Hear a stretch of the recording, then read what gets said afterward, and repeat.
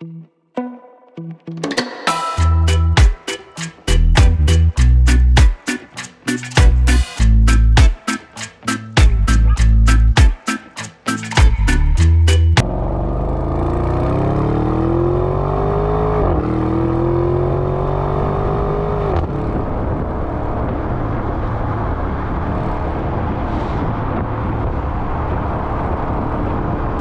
was a time, years ago, when you could get a V8 Q7 from Audi. It had a 4.2 liter V8 engine. But then forced induction ruled the land. So engines were downsized to turbo and supercharged 6-cylinder versions. Now that Q7 is still good, it's just lacking some of that V8 punch and love and appeal. But no longer, because I am in the Audi SQ7. And it's still using forced induction, but those two turbos are feeding a 4-liter V8. And this is good, my friends. Oh yes, oh yes. This is a very familiar engine in the Volkswagen Audi family of vehicles. Porsche, Lamborghini, Bentley, Volkswagen, Audi, all of them. Well, maybe not Volkswagen. Does anybody, no Volkswagen uses this engine, right? I don't know, I'm stupid, I'm not good at my job. Regardless, the engine is wonderful. And here, in this version, it's making 500 horsepower and 568 pound-feet of torque. And that's enough to get this 5,300 pound SUV from 0 to 60 in just over 4 seconds. And that is quick as shit. And it sounds good getting there. And it handles too somehow. You don't get a ton of feel through the steering wheel, but the suspension, the chassis, is doing an amazing job. It's crazy. It's physics defying in all the right ways. You shouldn't be able to do this. I shouldn't be this comfortable doing it. Maybe that's the way to say it. But I do feel comfortable. I'm happy. And this thing fucking rips. The 8-speed gearbox is familiar and good. What is not as familiar is the noise, because we haven't had V8 noise in a Q7 for years. And thankfully, over the course of the last, I'd say 5 years or so, Audi has come back to making good sounding engines. For a long time, these were far too quiet. There were engines under the lack of noise yearning to scream forth.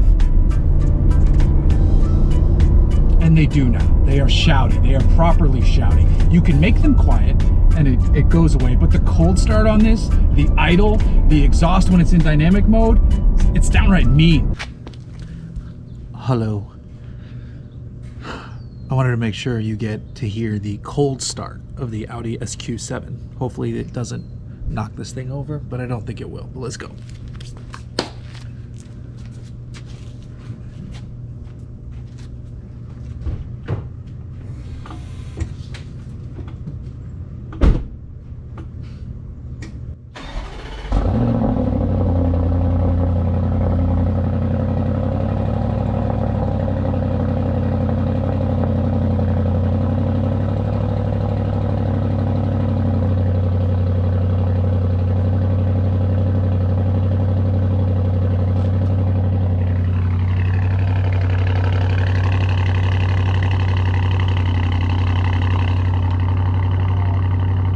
Love it.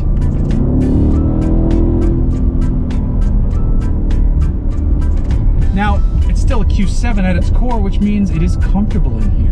It means the tech is fantastic. This is some of the best center screen technology, center stack technology in the industry.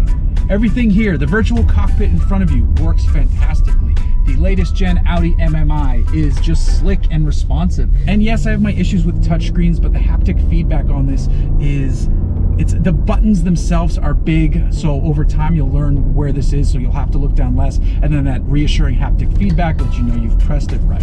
I still prefer physical buttons, but this is the best of the touchscreens out there, I think. This is my favorite touchscreen in the industry.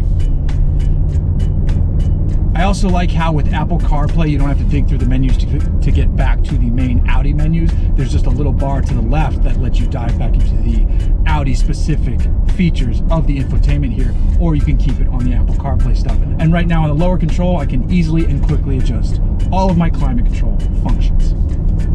But forget that. Keep it in dynamic, grab a paddle, straighten it out, and just rip. This thing hauls butt.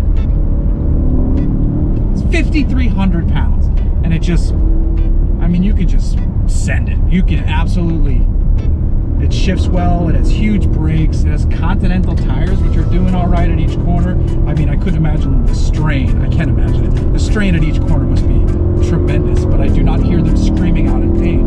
I just hear shouty 4-liter turbo V8, and that's great.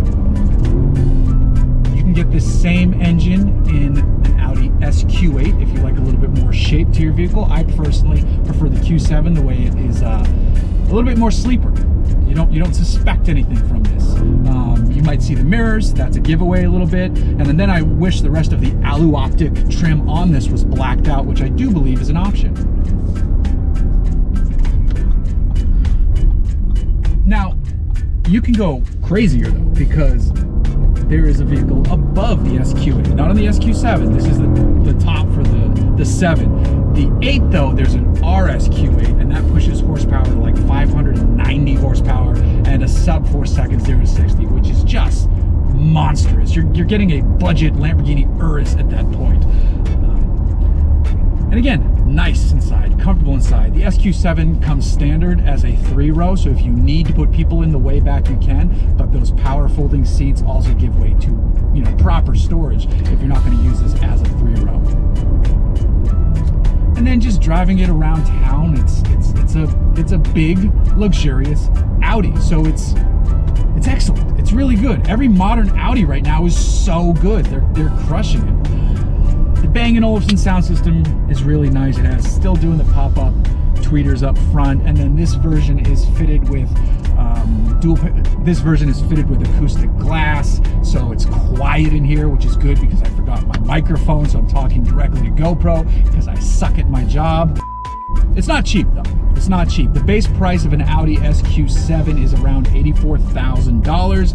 This one, as tested, because it's pretty damn well loaded, is $99,000. That's a ton of money. However, if you compare this to other luxurious fast SUVs, it is priced well.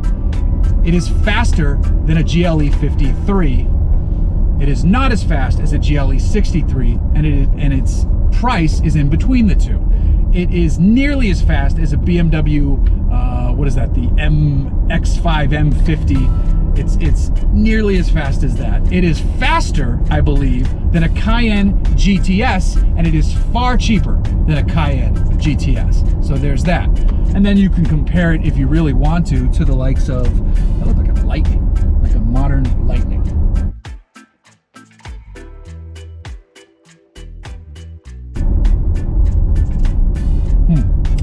And then you can compare it to the Bentegas and the Uri of the world. I'm going to pluralize Urus as Uri for some reason. Uruses. And obviously it is not as quick, though, as the Bentley it probably is. And I don't know, actually. It definitely doesn't have the same top speed. The top speed on this is 155. But, I mean, we're splitting stupid, wickedly expensive hairs here. For under $100,000, you can have a luxurious, high horsepower SUV that looks good, has a sleeper-ish effect to it, and that is awesome. Tons of money, crazy tons of money, but I'd rather have this than something like the Range Rover Velar SV Autobiography Dynamic, which I also just spent time with, and I came away a little disappointed, because why would you spend $100,000 on a smaller Range Rover? Yes, 550 horsepower, so more horsepower than this, but it doesn't feel any more luxurious. It has less space inside. It's better off-road if you swap out the tires, because it does have terrain response and all that stuff, but nobody's taking either one of these off-road, and this one is not making any claims that it is good off-road, whereas the Velar does. They're the same price. This is down 50 horsepower, but has more space. I'd rather have this one and do this.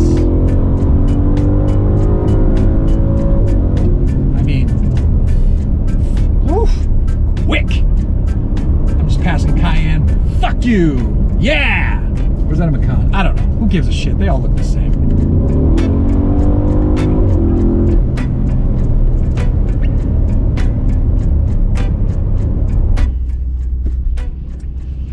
Give me a seatbelt! Give me a seatbelt, yeah! Do you like the Audi SQ7, Jeff? I like it a lot. Alright, I'm gonna go back to my podcast now. Bye!